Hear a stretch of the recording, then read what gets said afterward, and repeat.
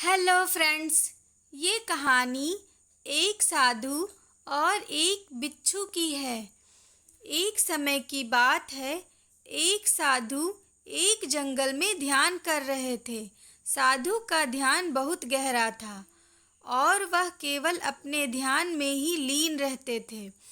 एक दिन ध्यान करते समय साधु ने देखा कि एक बिच्छू उनके पास आया।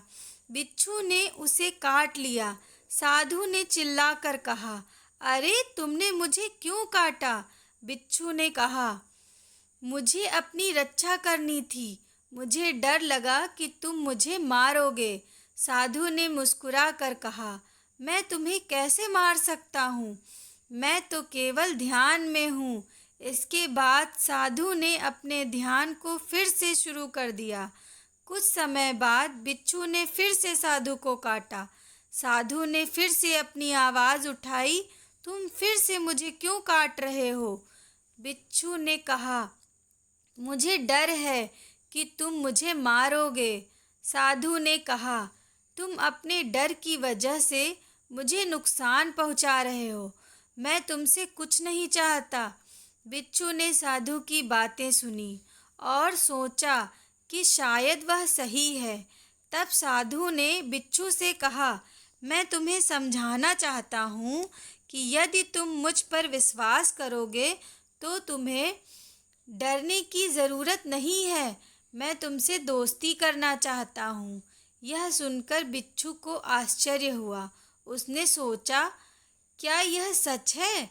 क्या मैं सच में बिना डर के रह सकता हूँ? आखिरकार बिच्छू ने साधु की बात मानी और उसके पास गया। उन्होंने एक दूसरे से दोस्ती कर ली।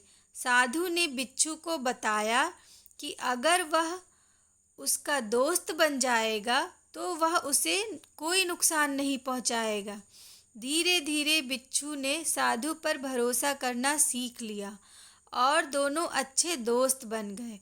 कुछ दिनों बाद एक शिकारी जंगल में आया।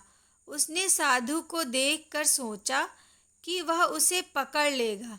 जैसे ही शिकारी ने साधु की तरफ बढ़ना चाहा, साधु ने उसे काट लिया। शिकारी दर्द से चिल्लाया और वहां से भाग गया। साधु ने बिच्छू से कहा, देखो, तुमने अपने डर को छोड़ दिया और अपने अच्छे गुणों को अपनाया। तुम्हारी समझदारी ने हम दोनों को बचा लिया। नैतिक शिक्षा। इस कहानी से हमें यह सीख मिलती है कि डर और संदेह हमें कमज़ोर बना सकते हैं। जब हम अपने डर पर काबू पाते हैं और दूसरों पर भरोसा करते हैं तो हम बेहतर रिश्ते बना सकते हैं और एक दूसरे की मदद कर सकते हैं।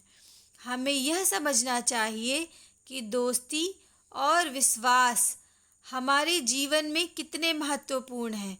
कभी कभी हम अपने डर को छोड़कर दूसरों के साथ अच्छे संबंध बना सकते हैं, जो न केवल हमें बल्कि दूसरों को भी सुरक्षित रखते हैं।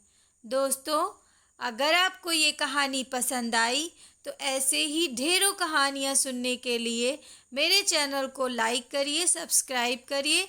Thank you for watching.